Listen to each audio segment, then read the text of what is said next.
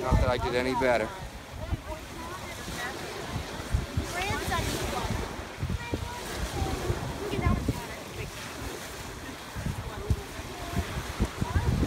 Get the flower net? Yeah, 9, 10 or 8. All good. Yes, they should.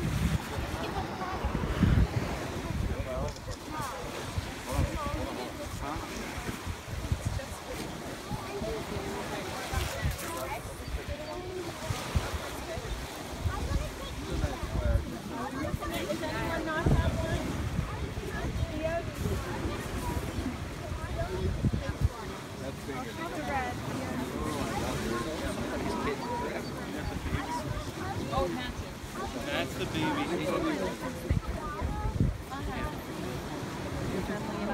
I like the color. You got a good color too. Nice shirt. Look at that. Well, you match your shirt.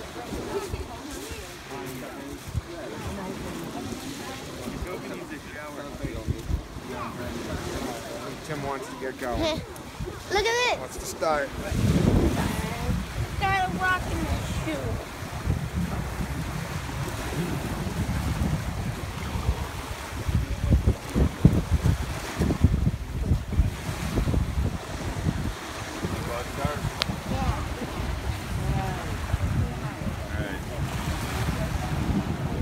Good.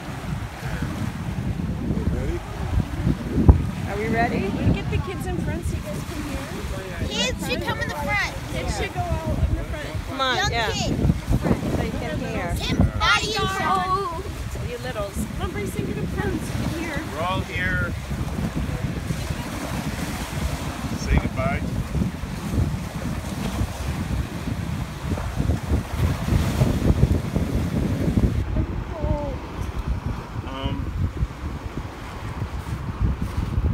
I guess thinking about it,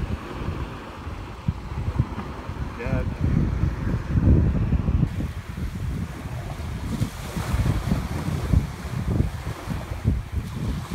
he died the way he lived his life. There was no fuss, no hospitals,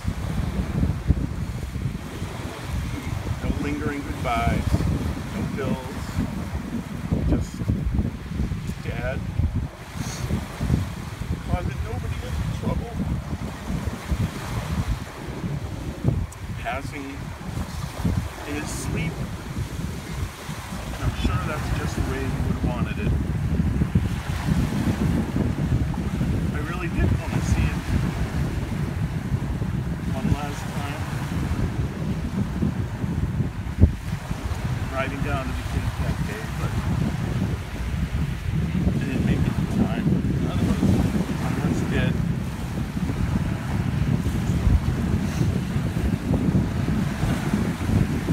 Just need to say goodbye today.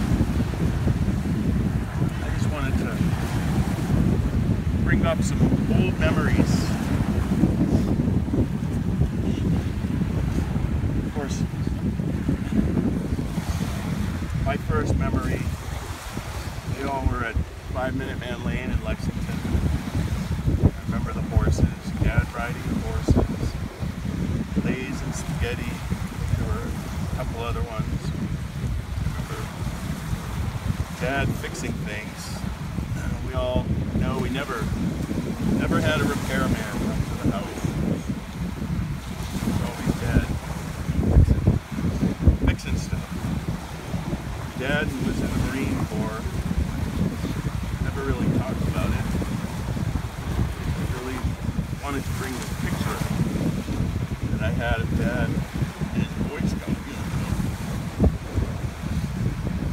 I think it might be the earliest picture anybody has, but probably 10, 11, 12 years old, standing there holding a trout in his Boy Scout uniform. That I couldn't find it. Oh, you do? I bought it. All right. Is it my copy or yours?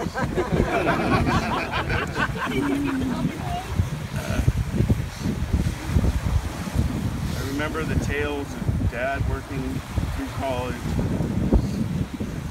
plowing driveways, and Mom sweeping the sidewalks. Remember Dad giving us chores. Always easier than Mom. I remember Dad giving me beer money, even though he knew I was going to spend it on beer. Remember Dad buying boats, and every boat kept getting bigger and bigger. We started off with a little day boat. I remember going out into Boston Harbor, catching mackerel, having to use that awful little potty. And I remember bringing those mackerel home and Mom frying them up in that little fry pan and smelling up the house, eating those stinky mackerel. But we sure loved to catch them. And we got bigger boats. The fish got bigger too. We started catching haddock and flounder and cod and later on bluefish. Remember these places, my two favorite places to go in the boat with Mom and Dad were Martha's Vineyard and Buston's Island, Maine, Pasco Bay. I can't remember how many times we went there, but for those of you who didn't go, it's this little island with no electricity. Their friends the Kirklands had a place on. I think I was around 12 or so when we went there. It's just an amazing place that our parents brought us on the boat. Beautiful, beautiful place. Much smaller than Martha's Vineyard. I remember coming to Martha's Vineyard, staying in Oak Bluffs, Vineyard Haven, Menemsha. Earlier on, we'd go to World's End in Boston Harbor. They'd wrapped up with all their friends, have big parties and get-togethers. Remember Dad taking us to Gallops Island, George's Island, and I remember we went to Provincetown once. I kind of remember my parents not liking Provincetown very much. They talked about damn hippies that are all over the place. I remember going to York Harbor and Wells Harbor and seeing seals in the harbor, and catching lobsters and crabs and boiling them up. I particularly remember a night sitting in Eddie Vachon's boat, catching crabs and boiling them up while we made ice cream with a hand-churned ice cream. How about this one? Who remembers Great Misery Island? Tiny island up in Salem Harbor that we went to once or twice. We were going to Magunquit, Maine in the boat and seeing Ralph and Shirley, who was related to us somehow. I don't even know how. I remember going to the Watertown Yacht Club. Lots of Nice and quiet. after that, it was Point Independence Yacht Club. Dad and Mom at some point decided that they weren't really going to go out on the boat anymore, and then they just lived on the boat. I remember all the trips to the relatives, Connie Myrtle, Uncle Cal.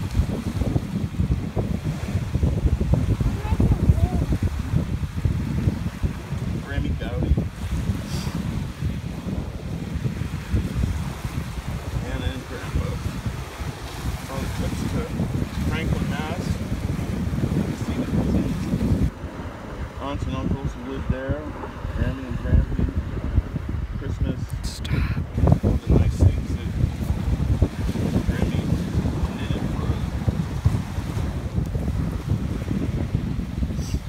Remember Auntie Myrtle visiting her in Melrose. Dad's sister is coming to Lexington to visit.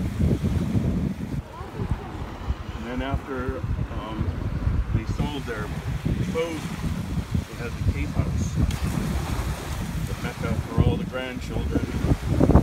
It was really a gathering spot for many years for the family.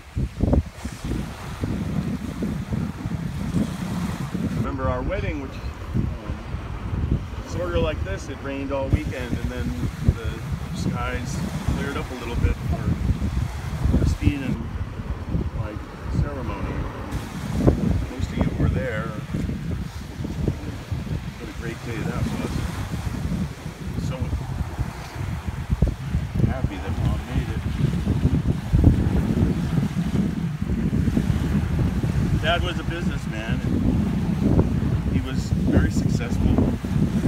I remember hearing him tell somebody once, you know, I won't pick up a penny, but I will bend over to pick up a nickel. And that was sort of Dad. He knew the value of things. It was worth it for him to pick up a nickel. But Dad, he ran a business. We get a lot of African-American managers in business long before other people in business did. He had a lot of Jewish friends in business. I think Daddy been in business a little longer, he probably would have had more minorities, more people who were discriminated against work in his business. As for Dad, it didn't matter who you were, it just mattered you're going to work hard and work with tidy service for him.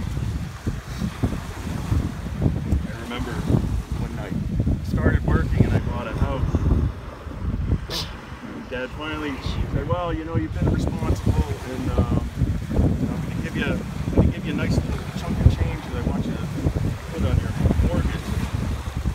Reduce your mortgage a little bit.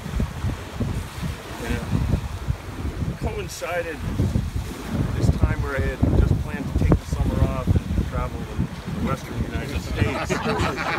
And I kind of decided that, well, I think he's going to think I took the money he gave me for the mortgage and I spent it on my trip to Washington. And he did.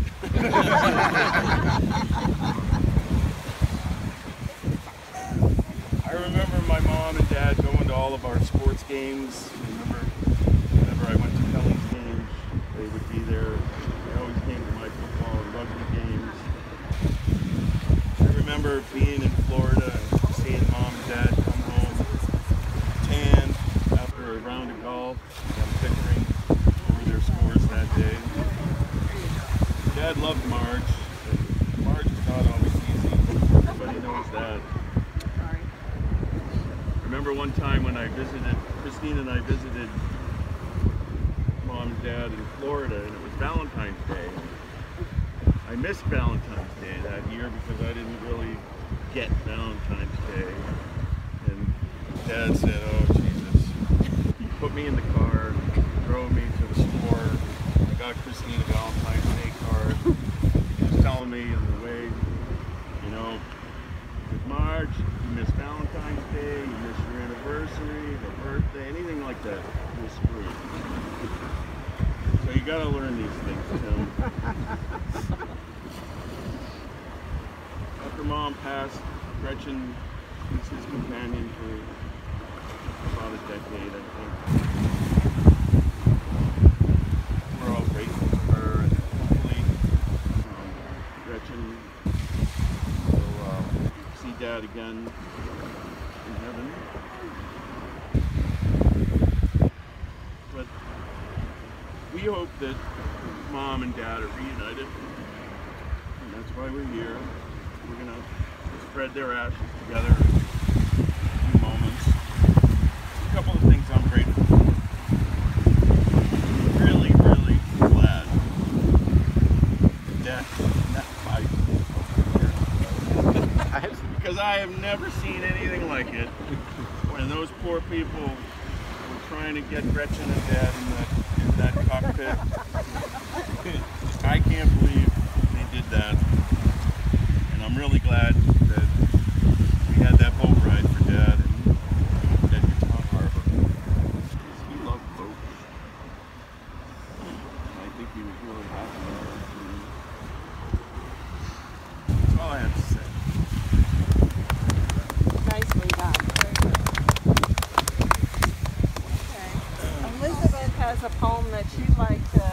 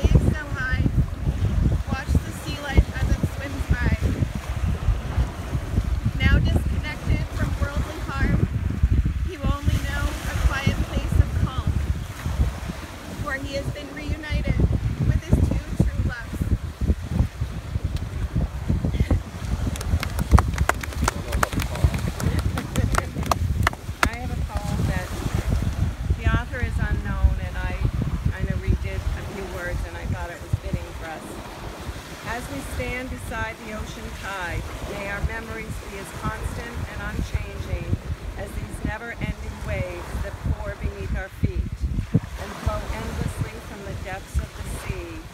May our memories always come softly upon our hearts, just as the foam comes softly upon the sand. And just as there will never be a morning without the ocean's flow, so there will never be a day without one's memories for one another. Memories will be as unchanging and dependable as the tide. As the waters nourish the earth and sustain life, may our constant devotion nourish and sustain us all until the end of time. Anybody else want to say anything? Yes. I didn't prepare anything.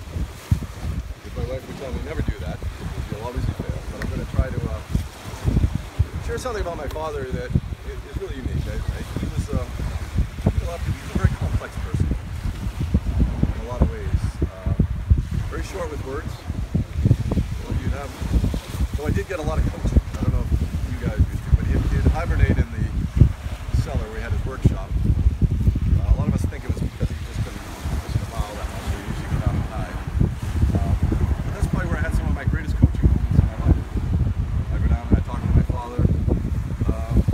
And you may not realize, I didn't do real well in high school. I had a learning disability and kind of found this weird thing. Really well. And that was the guy that stuck with me. He said, you can do it. And I found a great mentor. But what Dad did is he helped me. He said you can still do it. And even though I probably was someone that probably never would have gone to college, it wasn't for the support, I managed it. And in college I did very well. Through life I've done very well. I spent some time in a family business where I learned a lot from my father. A lot about what the business was like. But I think the thing I learned more than anything is how to be a true person. And he's probably, I don't know any other person who can say I love you without saying the 3 words I love you. Every of his actions, his support, whether it's with his grandkids, whether it's with me, whether it's with his kids, he was always looking out for his kids. He just had a hard way with words and a hard way of saying it. I think all of us have felt his love, felt his compassion.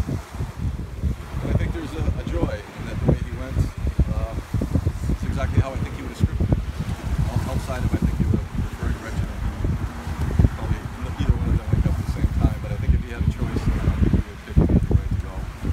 He's a very, very man who just wouldn't have gone into a home, a man who wouldn't have taken for someone else to be happy. So his ability to live his life to his fullest, 90 plus years, really doing everything he wanted in the way he wanted to do it, loving his family like he did. For some reason he always felt he had to leave a certain amount of money to his kids, but that was his goal. He kept telling me you don't have to do that. But I did think he was going to break the trend and get a Jaguar at the end. which would have been kind of nice, but like getting in and out of the plane, I'm not sure he was going to be able to get himself in and out of the Jaguar, nor how he was going to heist Gretchen into the other side of it. But I would just close with, I think all of you have had the joy of meeting my dad. I think you all, you never heard him tell you he loved you. And I think you all know in your heart he cared about everyone. He loved you all. I'm sure he's up there with my mother. I'm sure they're having a few conversations. The whole idea of remarrying and all that, I'm sure it didn't fly too well. But at the end of the day, I'm sure he's lost a few cribbage games by now. And I'm sure they're happy to peace with each other. So that's my dad. Beautiful.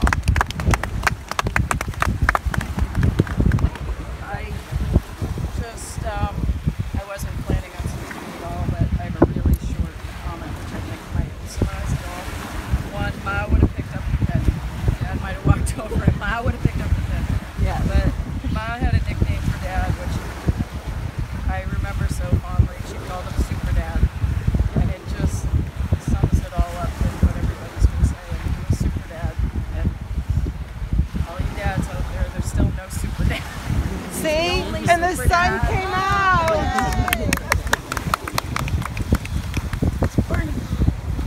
Yeah. Anyone else? Anything